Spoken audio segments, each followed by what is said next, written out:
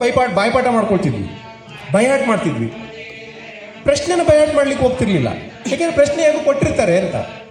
But ಸಮಸ್ಯೆ ಎಲ್ಲಾಗ್ತಿತ್ತು ಅಂದರೆ ಪ್ರಶ್ನೆಗೆ ಉತ್ತರ ಬರೀಲಿಕ್ಕೆ ಹೋದಾಗ ಯಾವ ಪ್ರಶ್ನೆಗೆ ಏನು ಉತ್ತರ ಬರೀಬೇಕಂತ ಗೊತ್ತಿರಬೇಕಲ್ಲ. ಅರ್ಥ ಆಯ್ತಾ?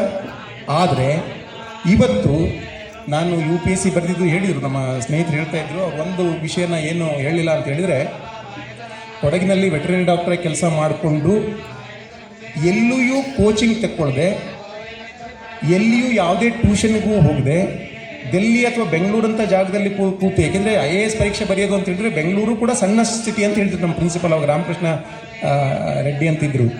ನೀನು ಬೆಂಗಳೂರು ಕೂತು ಓದೋದು ಕೂಡ ಕಡಿಮೆನೇ, ನಿಮಗಿರ್ತಕ್ಕಂಥ ಸ್ಥಿತಿನಲ್ಲಿ ನೀನು ಡೆಲ್ಲಿಗೆ ಹೋಗಿ ಓದಲಿಕ್ಕೆ ಸಾಧ್ಯ ಇಲ್ಲ, ನೀನು ಅದು ಹೇಗೆ IAS ಬರಿತೀನಿ ಅಂತಕ್ಕಂಥ ಆಸೆ ಇಟ್ಕೊಂಡಿದ್ದೀಯ ಅಂತ ನನಗೆ ಕೇಳಿದರು, ಯಾವಾಗ ನಾನು 12th ಸ್ಟ್ಯಾಂಡರ್ಡ್ ಇದ್ದಾಗ. ಆಯಿತಾ? ಆದರೆ ನಾನು ಬೆಂಗಳೂರು ಸಣ್ಣ ಜಾಗ ಅಂತ ಹೇಳಿದ್ರಲ್ಲ ಅವರು, ಹಾಗಿದ್ರೆ ಬೆಂಗಳೂರಲ್ಲೂ ಓದೋದು ಬೇಡ ಅಂತ ಹೇಳ್ಕೊಂಡು ಕೆದಮುಳ್ಳೂರು ಅಂತ ಅವರು ಒಂದು ಊರ ಹೆಸರು ಹೇಳಿದರು, ವಿರಾಜಪೇಟೆ ತಾಲೂಕಲ್ಲಿದೆ. ಅರ್ಧ ಹಳ್ಳಿಗೆ ಕರೆಂಟ್ ಇರಲಿಲ್ಲ, ಕರೆಂಟು ಕೂಡ ಇರಲಿಲ್ಲ, ವಿದ್ಯುತ್ ಸರಬರಾಜು ಕೂಡ ಇರಲಿಲ್ಲ. ನನಗೆ ಸಿಗ್ತಾ ಇದ್ದಿದ್ದು ಒಂದೇ ಒಂದು ನ್ಯೂಸ್ ಪೇಪರು, ಹಿಂದೂ.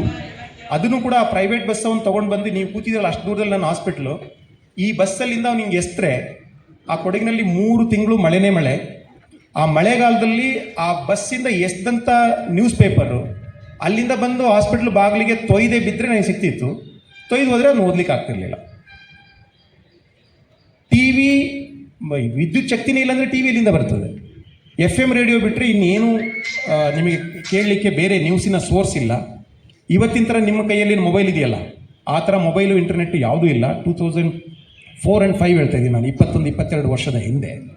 ಅಂತೂ ನನ್ನ ಜೊತೆಗೆ ಏನಾದರೂ, ಈಗ ನೀವಿಷ್ಟೆಲ್ಲ ಸ್ನೇಹಿತರು ಕೂತಿದ್ದೀರಿ, ಒಬ್ರಿಗೊಬ್ರು ಚರ್ಚೆ ಮಾಡ್ಕೋಬೋದು, ಒಬ್ರಿಗೊಬ್ರು ನಮ್ಮ ವಿಷಯಗಳನ್ನ ನಿಮ್ಮ ಮಧ್ಯೆ ಹಂಚ್ಕೋಬೋದು.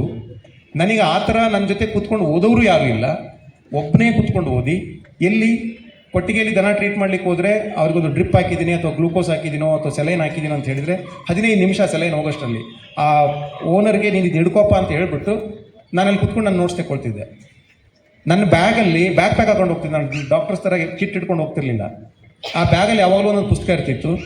ಅವ್ನು ಸ್ಕೂಟ್ರ್ ಮೇಲೆ ಕುತ್ಕೊಂಡು ಹೋದರೆ ನಾನು ಹಿಂದೆ ಸ್ಕೂಟ್ರಲ್ಲಿ ಕುತ್ಕೊಂಡು ಓದ್ತಿದ್ದೆ. ಅದು ಹೀಗೆ ಹಳ್ಳಿ ರಸ್ತೆಗಳು, ಗದ್ದೆ ಬೈಲ್ ಮೇಲೆ ನಡ್ಕೊಂಡು ಹೋಗ್ತಾ ಎಷ್ಟೋ ಸರಿ ಜಾರ್ಕೊಂಡು ಬಿದ್ದರೂ ಚಿಂತೆ ಇಲ್ಲ, ನನ್ನ ಸಣ್ಣ ನೋಟ್ ತೆಕ್ಕೊಂಡು ಓದ್ಕೊಂಡು. ಮೊಬೈಲ್ ಇದ್ದಿದ್ರೆ ಇನ್ನೂ ಚೆನ್ನಾಗಿರ್ತಿತ್ತೇನೋ. ಅಂತೂ ನಾನು ಫಸ್ಟ್ ಅಟೆಂಪ್ಟಲ್ಲಿ ಆಲ್ ಇಂಡಿಯಾ 176 ರ್ಯಾಂಕ್ ತೊಗೊಂಡು ಪಾಸ್ ಆದೆ. ಅದನ್ನೊಂದು ಆಪ್ಷನಲ್ ಆವಾಗ 2 ಆಪ್ಷನ್ ಇರ್ತಿತ್ತು UPSCಗೆ. ಅದನ್ನ ಯಾಕೆ ತೊಗೊಳ್ತೀಯಾ ಅಂತ ಕೇಳ್ತಾಯಿದ್ರು.